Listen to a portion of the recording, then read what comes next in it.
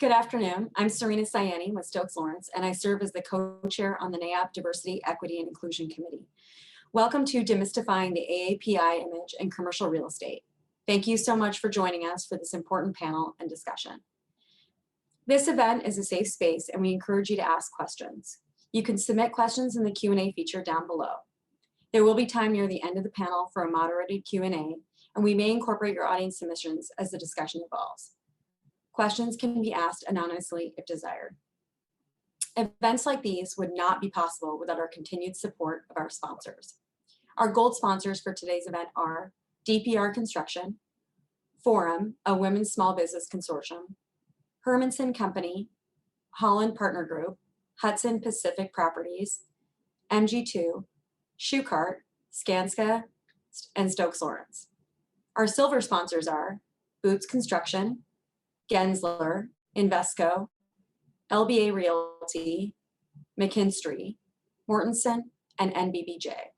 Our bronze sponsors are CallisonRTKL, Coughlin Porter Lundin, Degenkolb Engineers, DWS, Link Me LLC, and PSF Mechanical Inc. The NAAPI DEI Committee is now accepting nominations for our summer internship program. It is a great opportunity for member companies to meet their summer interns with the NAAPI community and build industry connections at the start of their careers in commercial real estate. Nominations are due by June 15th. Visit the link in the chat to learn more. Now I'd like to turn it over to our moderator, Michael Chen. Michael is an associate principal at Mackenzie and brings over 20 years of experience in land use planning, SEPA review, permit entitlement, feasibility studies, project management, and business development to project teams. Michael's attention to detail and a keen understanding of his clients' expectations has allowed him to work through the West Coast. For 8 years, he served on the Planning Commission for the City of Renton, where he assisted the city in earning several Governor's Smart Community Awards. He also co-chairs NAAP's Night of the Stars Committee. We are excited to have him join us today to moderate this discussion and share our experiences. I'm now turning it over to Michael. Hey, thanks, Serena. Good morning, everyone, or afternoon, depending on where you are. Looks like we've got some folks logging in from different parts of the country, which is great. And wanted to just tell you a little bit about myself. First generation born Asian American. My parents immigrated here back in the early 70s. My dad immigrated here for higher education. You know, there's different, and you'll see in our discussion today, different basically processes and ways people, different scenarios of why people come to the United States. He immigrated here for higher education, you know, in the South and the University of Kentucky, out of all places, as an Asian American. So I'm sure, you know, he's gone through a lot, and he, you know, like a lot of parents and seniors, they like to keep things to themselves. You'll see that as a theme as we progress through the conversations today. But it wasn't for them, you know, I wouldn't be here. And I was born in New York, raised in New Jersey, where I myself, you know, was subject to racism through elementary school, middle school, and probably high school before I moved out here to the West Coast. But enough about me, and on to introducing the panel. We've got a great panel today. You know, we've got Tomio Moriguchi of Uwajimaya, Marie Chang Fuller of Hoffman Construction, and Diane Moore of CallisonRTKL. And I will let Tomio start with his bio and intro. Good morning. This is Tomio Moriguchi. I'm a retired CEO of Uwajimaya Inc. Next, please. My father immigrated from Uwajima City, near Uwajima City in Shikoku, Japan, about 1924. And Tacoma was a thriving Japanese community, and he had some friends or people he knew, so he came to Tacoma. Next, please. After he started his business in 1928, I guess it was pretty successful, so he invited his father next to him and his brother. And then he married my mother in 1928 after he started, 1933 after he started the business. And this is the three oldest siblings in about 1936. Next, please. About 42, before the World War II, my father had a second location in Tacoma on Broadway Street. And this was the four siblings that went into the incarceration camp in 1942. Next, please. So his business was to deliver Japanese food products like rice and soy sauce. And he used to make fish cake and he delivered it all around Tacoma to fishing camps, logging camps, and places, farms where many of the Japanese were either running the place or working. Very few Japanese were able to own property at that time. Thank you. Next. In 1942, the people from Tacoma were sent to Tui Lake. And my father was very determined to go back to Japan, so I think we stayed there. But this is a camp of approximately 12,000 people for 3 years. And next, please. As you could see, the barracks that we lived in were covered with tar paper, and it was extremely either hot or very cold. But so I wouldn't say we enjoyed it, but it was a life surrounded with many other Japanese. So we were too young to really question our incarceration without due process. Thank you. Next. And then my father came back to in 1946 to Seattle. Tacoma was okay, but Seattle was booming. So he was determined to Seattle, and he opened a store on Main Street in 1946. And we were there till 1970. Please. Next. Then in 1970, we opened this store, took over a one level store on King Street. Next. And then 2000, we have our current Seattle flagship store. It's about 50,000 square feet for Uwajimaya. And as we also have store in Beaverton, Renton, and Bellevue. Next, please. Our family is kind of been involved with our business from day one that I know of, and my mother was instrumental in keeping us going.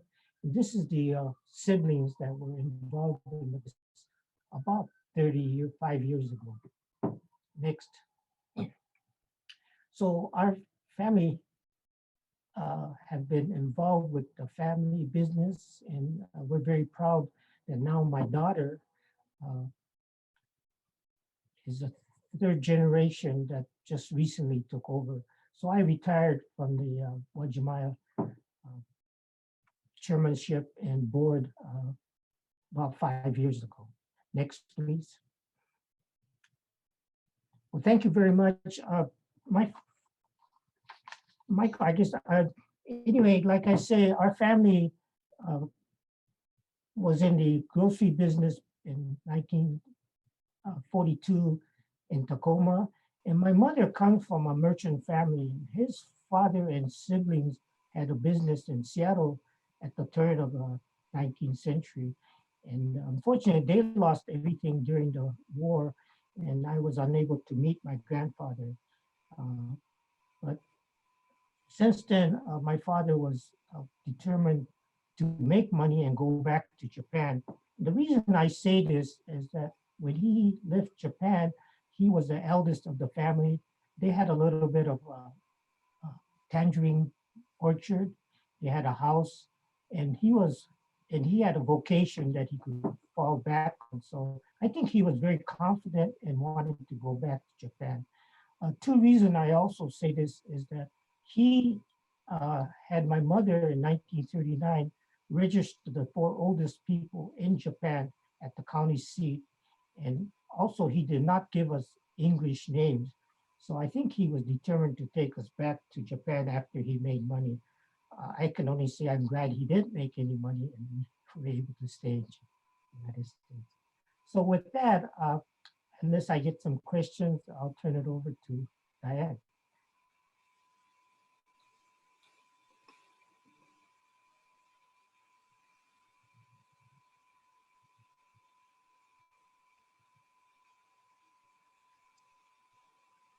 Should I start? Yep, go ahead. Okay, hello everyone. I'm Diane Moore, a designer at CallisonRTKL. Next slide, please. So I have a rather unique experience from when you think of Asian American, I guess. I was born in Oakland, California. And then my parents moved back to Japan in 1992 when I was still 4 months old. And I grew up in Japan all the way to high school. And then I decided to move out of Japan and went back to the Bay Area where my father's side's family was, and made it out to Hawaii in 2012, and then spent my undergrad and graduate days in Honolulu. And then right before the pandemic, I moved to Seattle, and I am still here at the moment. Next slide, please. So generally, I just wanted to show that I grew up in almost as a Japanese child throughout my daily life, but I definitely had my American side incorporated into it, as where I every summer I was in California with my grandparents, my family. So I did have both cultures growing up, but also being in such a country that is very Japanese, and if you're not Japanese, you're almost treated as an outsider. I wouldn't say I had any, excuse me, I didn't have any blunt discriminations, but there are some experiences where you will feel like an outsider. And that's where sports, for me, in my case, played a role as almost of a shield, because that wasn't where you saw race. You kind of, people see you where you have skills. So I don't have that regular experience or the common experience as an Asian American where you feel like an outsider in, or treated as an Asian in a Caucasian society. It was more of being Caucasian in an Asian society. Next slide, please. Also, I wanted to share my experience in Hawaii because it's a little unique or a little different from what it is here in the mainland. And I also had a very unique experience where half of the time when I was in the college athletic side, I was the Asian kid, and everyone knew me as the kid from Japan.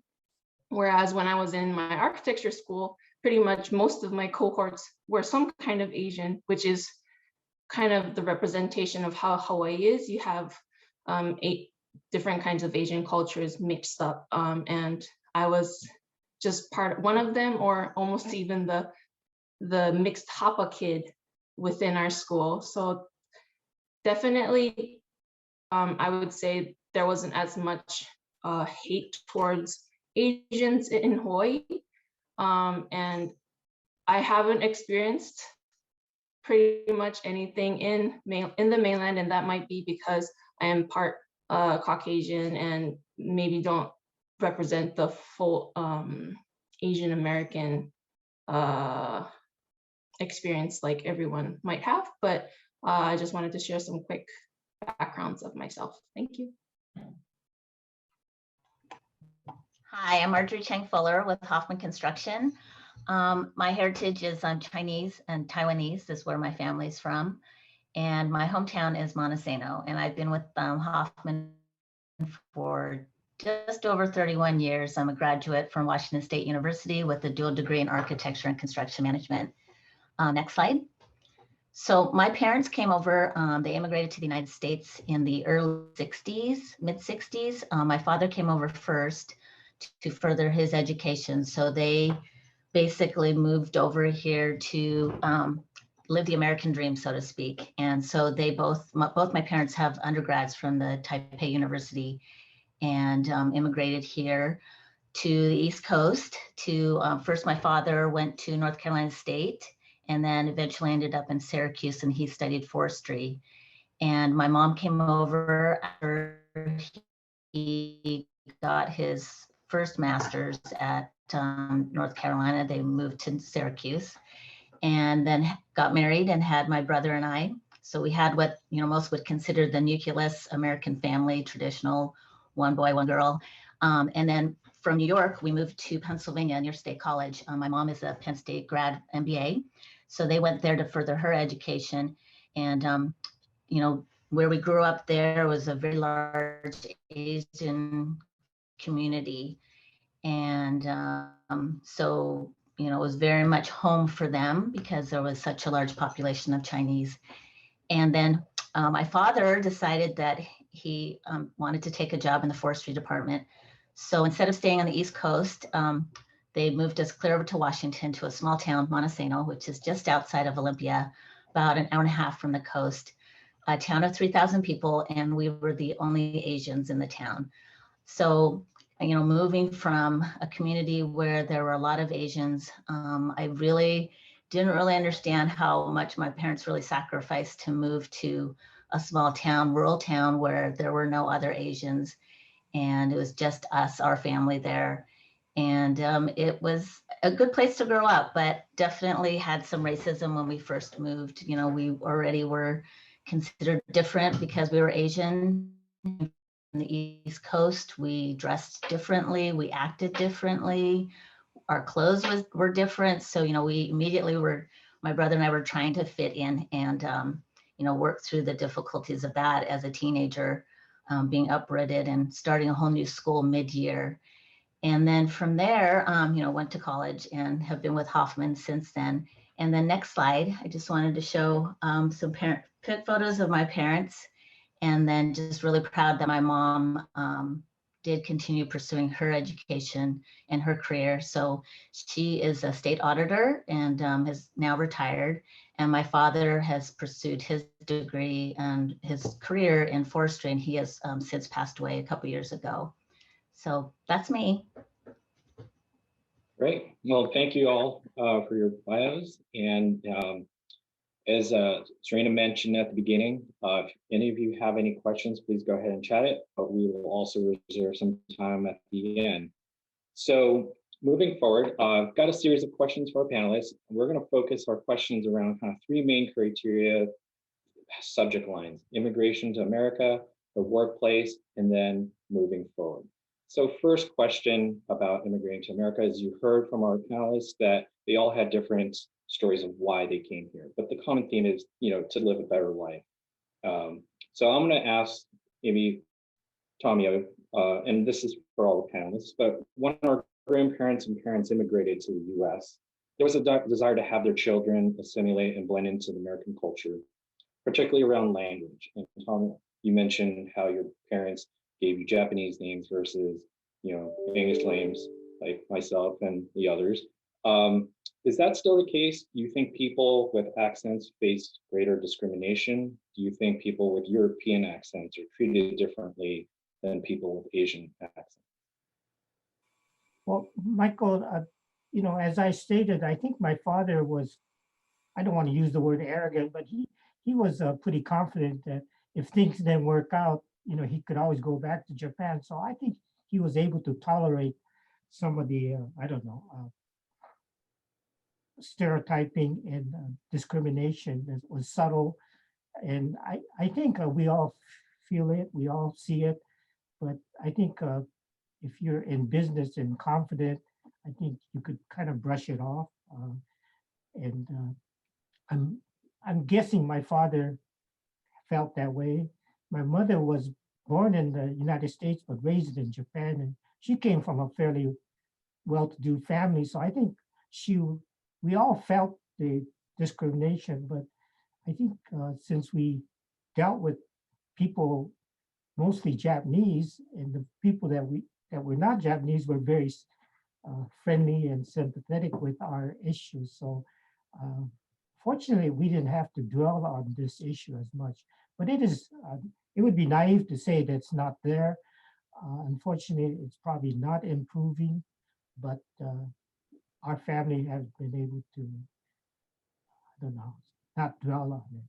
So unfortunate very much. Yeah. And finally, I think, incarceration during the 3 years of our camp, it was all 99% Japanese. So, we weren't discriminating against each other and the racial issues, maybe others. But and then when we came back to Seattle,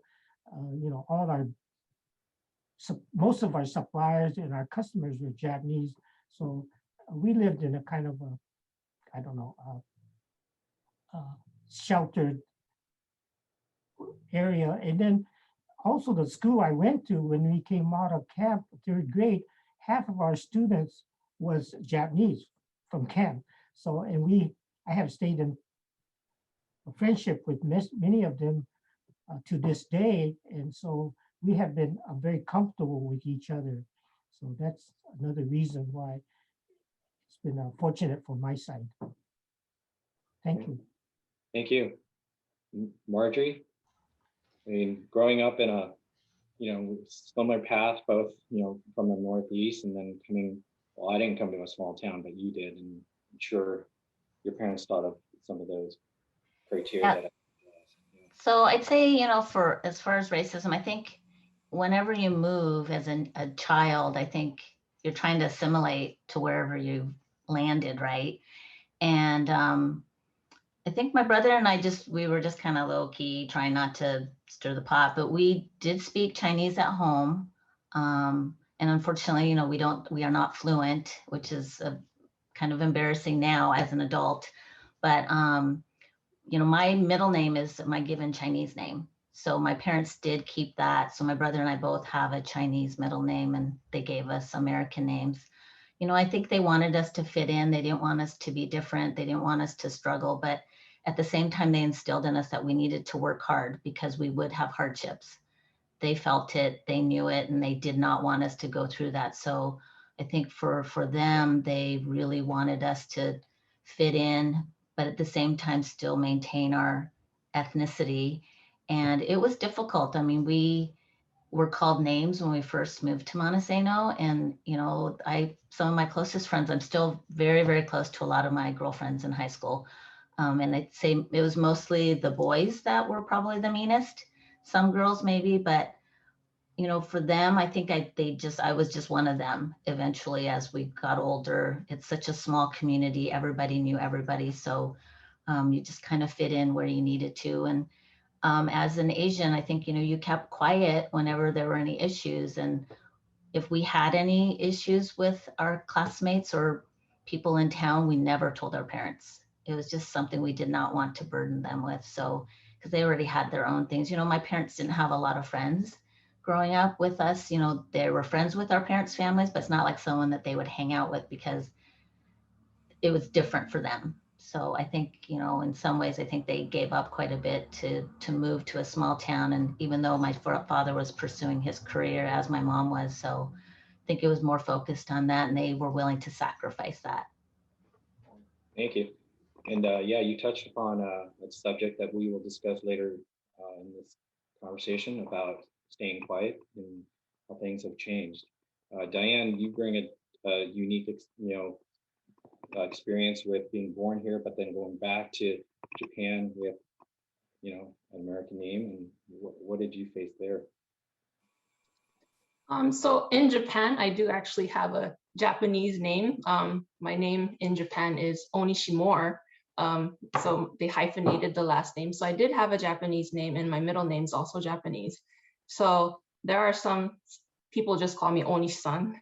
So so that was fine. But I think as a child, my parents did a really good job of trying to make me understand that I was part of both cultures and not just one, and that people are always going to see me differently, but that doesn't necessarily mean that it's bad and it's evil, where people might make it think that way.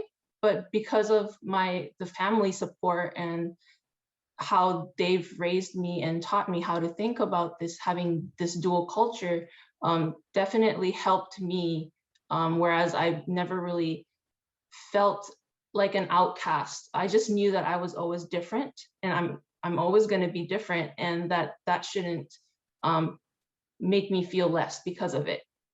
So I think that could maybe be say the same thing when it's the other way around. Like if you have an Asian culture, maybe you just have to think of it as it's a part of you, and that shouldn't make you feel any less. So I think in that way, yes, I did have some discrimination in a way where people, and definitely it wasn't blunt discrimination, it was just kind of side-eyeing and people looking at you all the time. But I did not have that experience, and mainly because of family support. Great. Well, I just wanted to bring up one thing before we move on to the next section. And, I think as Asian Americans, I know Marjorie, Diane, and myself, we're American-born Chinese, right? So we feel we get it from both sides. It's unique where, some of the names, some of you may have heard of this, where, the acronym ABC, we're called that, or, even with other Asian Americans calling us bananas because, we've assimilated too much to the American culture. And then when you go back overseas, they call you an ABC, you're American-born Chinese, and they could tell just by the way you dress, and definitely as soon as you start to speak the native language. And it's a tricky balance. And I know previous generations have had a very difficult time and trying to do their best, and I think they have. I think future generations will continue. I think we're seeing a lot of culture, the rich culture, a lot of the next generation really trying to understand and not have that loss. So with that said, we'll move on to the next section, the workplace. Asian Americans have been referred to as a model minority. Have you ever felt like this stereotype is giving you an edge in school or your career? Do you think employers or your coworkers unconsciously hold this belief? So we'll start with Marjorie. I'd say yes and no. I think sometimes people will try to pigeonhole you into a specific stereotype, but I think most people will look for what, who you are and what you can contribute.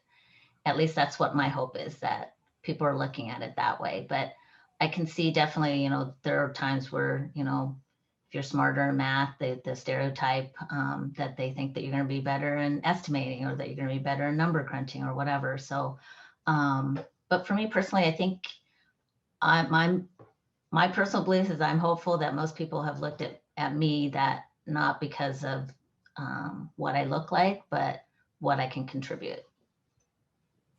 Right. Tomio?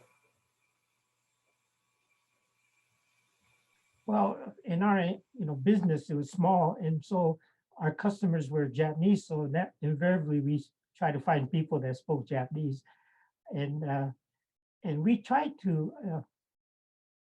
My sister-in-law, she's Chinese American, and she came to work from Franklin High School, and at first she had a little trouble fitting in, but after a while, she became part of our family. It was difficult sometimes to hire other than Japanese as a small business also.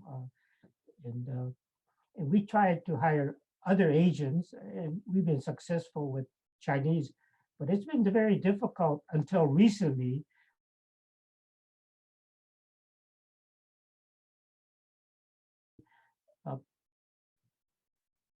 Very subtle ways, even within the Asian community, there's some subtle differences. And we hired a number of, just an example, Korean Americans. In some way, the culture just didn't seem to fit, and it's unfortunate. But now we have, people from all nationalities and all over. But like I say, it's only been recent. And one of the things also is my parents used to feed the workers lunch, and it was always Japanese food. So that was the other reason, probably difficult to get other people. But it's, I don't know, it's been good or bad, but that's the history of my parents just being comfortable with people that spoke Japanese. Thank you. Okay, thank you, Tomio. Diane, having been relatively new to the workforce and just starting your career, you probably, with the younger generation, how have you experienced any of the model minority stereotype? Yeah, so mine might also be from like what I experienced in school also. Like Marjorie said, like you are perceived to be smarter or better with numbers, and that may be true sometimes, but it may not be true, and it may work for the better. You seem smarter than you actually are, but it can also be the other way around where you actually work really hard for it, but people don't give you the credit for it sometimes. It's like, oh, you're supposed to be able to do that. So that can be some hard things. Also, you're supposed to, and this is one of the reasons why I left Japan after high school, because I knew I wanted to work in the US, because I don't really like the work culture in Japan where it's like, you shut up, put your head down and work. And it is important to do that for a short time and during your work hours, but work shouldn't be your life. And that's kind of how I feel. And I haven't experienced that too much personally, but I feel like there are some times where that can be perceived as, oh, they're Asian, so they can just put the work in, they might not complain. And I don't mind doing it, but it's probably not the preferable thing that I would like to do. Okay, thank you. All right, next question here. The West Coast is abundant of Asian American population. We know that just because of the close proximity to Asia and just a little closer. When you do travel to other regions of the US, have you been treated differently? And I mean, I know the obvious answer is probably yes, but maybe kind of touch upon where you've traveled and why you think that's the case. And Diane, we'll just start with you, kind of change things up in order. Well, for me personally, I've been in a couple different states. I also lived in New York for a short period of time during my internship, but I didn't really necessarily experience anything. And I don't know if it's more of a generational thing where people with younger generations are more exposed or used to having multicultural groups. That might be one thing. Also, it also might be just because of my name is you don't see the Asian part in my name, and I think there's a lot of other factors also. But personally, I have not experienced anything. Marjorie? So I think probably in my college days, I think I felt it more, especially going to school in Pullman and traveling up to Spokane and north to Coeur d'Alene. I felt very uncomfortable. People would leer at me, call me names, and even if I was with friends from college and traveling with others, I definitely would never go back up there by myself. It just is a very eerie, uncomfortable feeling when people treat you differently. And I think nowadays it's interesting that sometimes I kind of look over my shoulder when I'm, out walking the dog by myself, even in West Seattle, just because of the things that are happening right now. But I think, my parents have always just said you have to, be very wary because you can't trust everyone as much as you want to. There could be some underlying hatred out there that may not necessarily be directed to you individually, but it could be because of what you look like. Thank you. Tomio, you've probably done your share of traveling. Well, I've traveled for business, and when I travel for business, it's usually with, people we know, so that was no problem. We travel for pleasure a number of times, and then you just learn to be leery a little bit, and you just accept discrimination or people treating you differently because they're different, and so we try not to worry about that. But a couple of points I was thinking of when I had a couple of traffic citations when I was maybe 16 or 17. I remember we had to go before the judge, and the judge was, very condescending. He says, well, you're ashamed to your community and your family, and, like you should know better as a person from Japanese community. And I still think of that as, condescending in many ways. But I was so happy at that time he didn't give me a fine. So, but looking back, that's the kind of treatment that we invariably receive.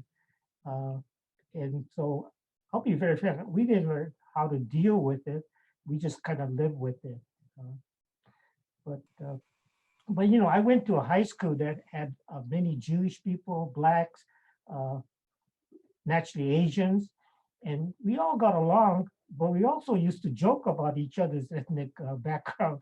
So I don't know, we just grew up in an environment where we knew it was there, but we didn't make a big deal of it. And we probably didn't talk about it as seriously as we should and as we are doing now. So I'm glad we have this kind of program, and I appreciate the opportunity to be part of it. Thank you. Thank you. I have one last question in this category, and Marjorie, this is for you. As an Asian American woman in a male-dominated field, what types of experiences have you had in the construction industry?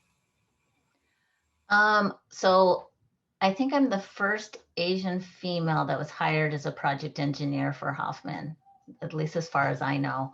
And I'd say based on my age when I was hired on, is in my early 20s, most of the folks out in the field, as far as the superintendents and the craft folks, they all had daughters my age. So I think that helped because they were really excited to have someone that they could help teach. So I don't know if my ethnicity really came into play much. I think that, you're going to get your stereotypical leering and jabs from some of the craft laborers, but the superintendent that I worked with, I was very fortunate. He really took care of me and really went out of his way. And I don't know if it's just because I was female and Asian, or if it's just because I was female. But it is interesting that years later, he's retired. He came up to our restaurant in West Seattle to visit.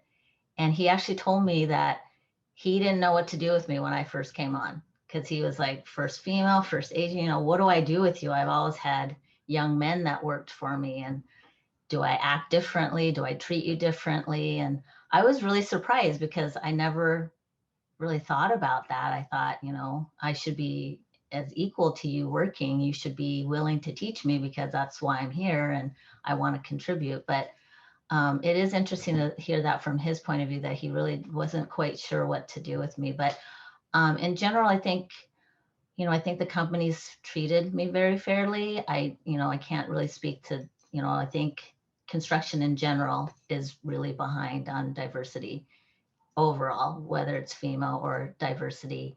And hopefully that's going to change. We're making strides to do that. And I'm hoping to help contribute to that so that the younger generations coming up won't have to struggle as much as our generation. And I'm hopeful. I think it's going to be a slow road, but I think the steps are being made to move forward. Yeah, great. And that's, that's the whole purpose of NAOP's DEI committee. And besides, a lot more, but that is one of them. It's just educating what this field's all about to the up and coming generations. So moving forward to our next topic, which is moving forward. Last week, President Biden signed a bill that addressed violent crimes against Asian Americans. According to New York Times, anti-Asian hate crimes have increased nearly 150% over the past year. Do you think that this sudden rise in anti-Asian sentiment is caused by the pandemic, or has the news cycle cast a spotlight on the issue that has always been there? Tomio, we'll start with you. Well, unfortunately, it's always been there, and it might have increased, but that a lot of that is because the instant media now too. I'm guessing maybe a little bit more than before, but it's always been there. And I always say that it's illegal to murder, but there's always murder going on. But I'm glad that people are talking about it, but it's very difficult to change this pattern because a lot of this originates at the home at a younger age than people want to realize. So unless you stamp it out at the family level, it will persist, and that's the unfortunate thing. And that's my take on it. I think I didn't read the full book, but there's a book that called Everything I Learned Was in Kindergarten or something like that. So I think the American people are probably talking about this, unfortunately, at the home level, and probably are unaware that their children are picking this feeling of discrimination up early. So I don't know what can be done, but that's my take on it. Yeah, very good point. It starts at the home. Thank you for your insight there. Diane. Yeah, like Tomio said, I think it's always been around. It's nothing new, but definitely with the pandemic and this whole cultural climate we have right now, it's been, the light's been shed on this problem. And also with social media being more common, it brings it to light a lot more easier and faster sometimes. Also, the previous president's comments definitely made, I feel like it also made some people feel okay to say certain things, and that kind of escalated people that weren't being blunt, whereas they feel like they're validated and making their voices heard in their own way. So I don't necessarily think that it might be more, it's just kind of, it was just escalated with certain events that kind of happened all at once. Yeah, that's a good point. You bring up social media. I could think of several examples of not just anti-Asian, but just racist comments that people have made and posted, whether they're high profile folks at the companies, but their employers have basically cracked down on them and have let those individuals go, so Marjorie. Yeah, I agree with everything everyone's saying. I think it's always been here. I think it's just become more prevalent and people are speaking out more. And social media definitely has made a difference. And a lot of times with social media, people just aren't held accountable. And I think nowadays they are being held accountable, which is a nice change because people can't just say mean things and get away with it and be awful and racist. It's terrible. And so I'm happy to see that people are being held accountable for it, and that, things are being brought up to the forefront and people are talking about it, because from before, at least in my experience, you just didn't say much. You kept it hidden, or you just thought it would go away. So you didn't really bring it up to light. And I'm happy to see that people are more willing to and more comfortable, maybe not comfortable is the right word, but are able to speak about it more openly. Great, thanks. Okay, and we touched on this early on. This next question, many of us have been taught by our families to sort of keep our heads down, and it's sort of been the Asian kind of culture and not cause trouble, as many of you have said. If you experience racism, you just kind of just keep it quiet and go and just move forward. But younger generations are not afraid to speak up. Do you think that the future of AAPI generations will continue to fight racial equality when things kind of come back to normal or return to normal or new normal? Diane, I'll start with you on that.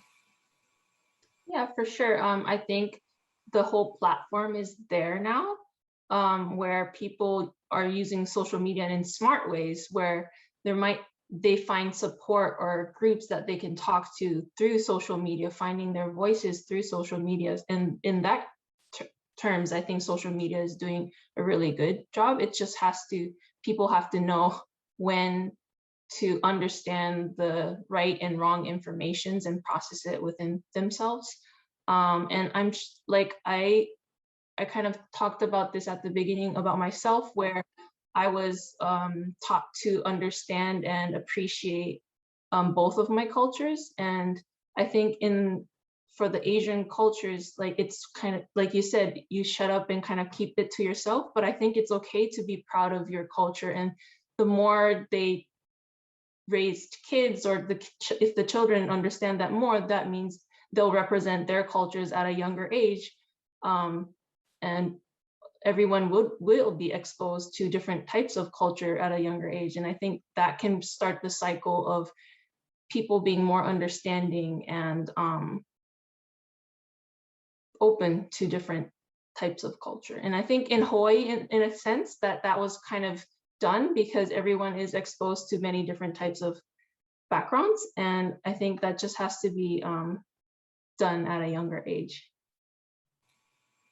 Thank you. Marjorie. Yeah, I think the younger generation is definitely going to move us forward. At least I'm hopeful that they are. And I think even folks my age, I think now that we're seeing people are more willing to discuss topics that are uncomfortable, and how can we help others? I think that's become more prevalent, and hopefully will continue forward.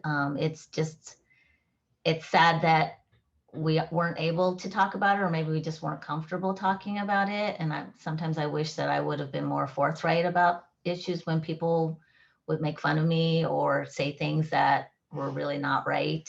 But I think just given the circumstances, I think you just dealt with how you thought was right. And I think moving forward, I think this next generation will definitely move us in the right direction.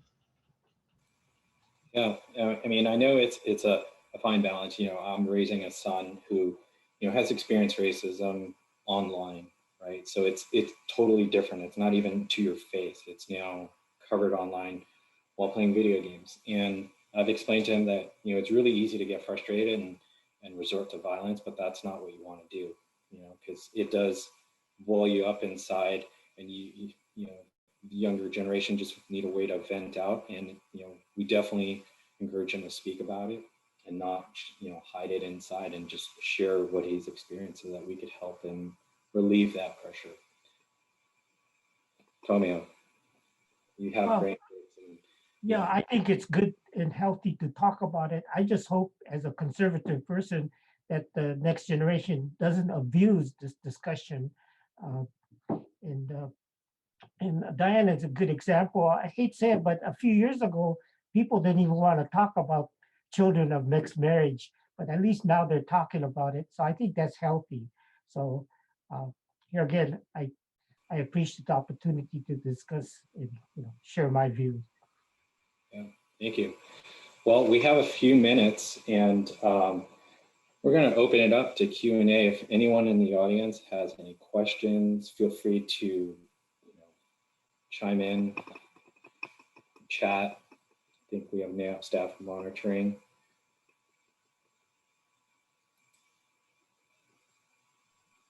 Well, Michael, I want to say that, you know, I have 4 grandchildren, and their parents are both Asian. One is from Taiwan, my son-in-law Taiwan, my daughter-in-law is from Vietnam, but they all seem to be interested in the Japanese culture. So I just feel, as a parent, I, you know, have to, at least if they're interested, try to provide a relevant Japanese culture, because I think I'm very proud of the fact that I'm Japanese. And in Japan, as you know, the young children, kindergarten and first grade, are taught to, you know, pick up after lunch, and used to watch the blackboard. It's whiteboard now, but the point is, you know, it's a culture that they try to teach the young people to be responsible and respectful of other people. And you know, I think those are basic things that I would like to share with our community. So thank you again. Yeah, and thank you, Tomio. We do have a question here, and I think it was actually one of ours. It's, you know, what have your companies done to increase the focus on DEI? I could say, I could start and answer that. I know at Mackenzie, we've actually have DEI training, have it in 10 minutes. I've got a session where, we've been discussing this. We've had a lot of thoughtful discussions. Staff definitely welcome it, leadership, top down, everyone is involved. So it's ongoing and it's definitely in our culture. So Marjorie, I see that. Yeah, we have the same. We now have DEI committees, and not only just company-wide, but also focused on recruiting. And so it's nice to see this, that there's the evolution of how we're approaching diversity. We're very strong on how we bring up the percentages for our subcontractor base on our projects, but internally, we haven't really focused on it as our internal staff, but that direction's changing, with recruiting. We've been making a better, more concerted effort in trying to recruit more diverse project engineers and new hires into the fold. And so I think there's some progress being made there, definitely. And I think we'll slowly see some changes as these DEI efforts come forward, and we are looking at ways of what we can do internally for training. Great. So it's coming along. Yeah, that's good. Diane. Yeah, so I think at our company, we have had like happy hours that were AAPI themed this month and sharing stories within the company. We also had like roundtable series where we talk about this topic with other people, and then we did it with the Seattle office and the LA office this year. So there are some small conversations that are happening with the company. Right. Tomio, you have a unique experience there because you mentioned, Uwajimaya, you had initially just hired a lot of Japanese employees, but of course you've now expanded. So, Well, like I say, it's been a challenge, but we are expanding, and we'll see what happens. Very frankly, some of the brighter, sharper people don't seem to want to stay in the grocery business. So, there's a lot of turnover. And then the other thing is, long time ago, we were able to hire younger people, but now with the laws, it's difficult to hire younger people out of high school. And so the opportunity to train these people have been diminished. yeah. Okay, well, we have time for one last question here. What changes or developments would you like to see happen for the Asian American community in the future? That's a loaded question. Maybe let's just focus it to the industry, right, for commercial real estate. Start with Marjorie. I'd like to see more Asian folks more in leadership roles. I don't see that a lot in the construction side. Perhaps I think there's more on the architecture side, but I can't speak to developers or real estate, but it would be nice to see more people of color in leadership roles. And I'm hopeful that that can happen. Tomio. Well, I'm sorry, I'll just repeat the question. What changes or developments would you like to see happen in the Asian American community in the future as it relates to commercial real estate? Well, it's already happening slowly. Some of the larger wholesale companies are worldwide now, and little by little, especially in Canada, some of the Asian supermarkets are how you say, working with major retail grocers to expand the product of the Asia, but also to hire people from with Asian background. So it's slow, but it's happening. Yeah. Diane. Yeah, I think everything is important, but just keeping the conversation going and not just stopping it here, I think is really important, and just having somewhere to be heard. And I luckily have a lot of mentors that are Asian American, and I just hope there will be, like for the younger generations, I can possibly be someone to look up to, or just someone that could be keeping the conversation going.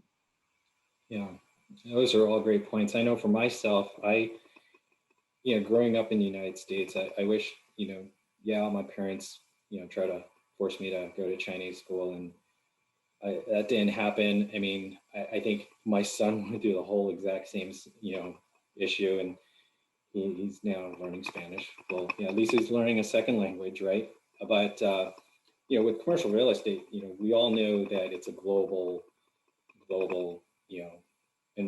community. And I wish I would have learned more about the cultures. So that just makes me more successful in being able to communicate with different clientele from around, the globe.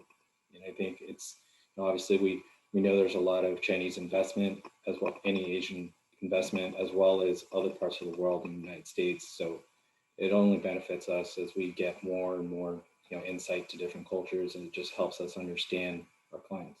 So, well, with that, I'll turn it back to Serena. Thank you for our panelists for your time today and thoughtful discussions. Thank you again, everybody on the panel. Michael, thanks for moderating this panel as well. I think it's such an important topic, and I really appreciate the panelists' insight and the discussion, as well as just the DEI committee for hosting this panel and putting it together and finding these incredible speakers. So thanks again. I just want to remind our audience that a recording of this webinar will be available to NAIOP members. And I also want to thank our sponsors one more time. Our gold sponsors, of course, are DPR Construction, Forum, a Women's Small Business Consortium, Hermanson Company, Holland Partner Group, Hudson Pacific Properties, MG2, Schuchart, Skanska, and Stokes Lawrence. Our silver sponsors are Boots Construction, Gensler, Investco, LBA Realty, McKinstry, Mortenson, and NBBJ.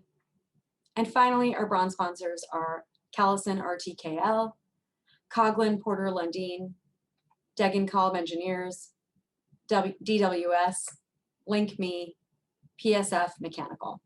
I want to remind everyone again about our DEI summer internship program. We are accepting nominations for the program through June 15th.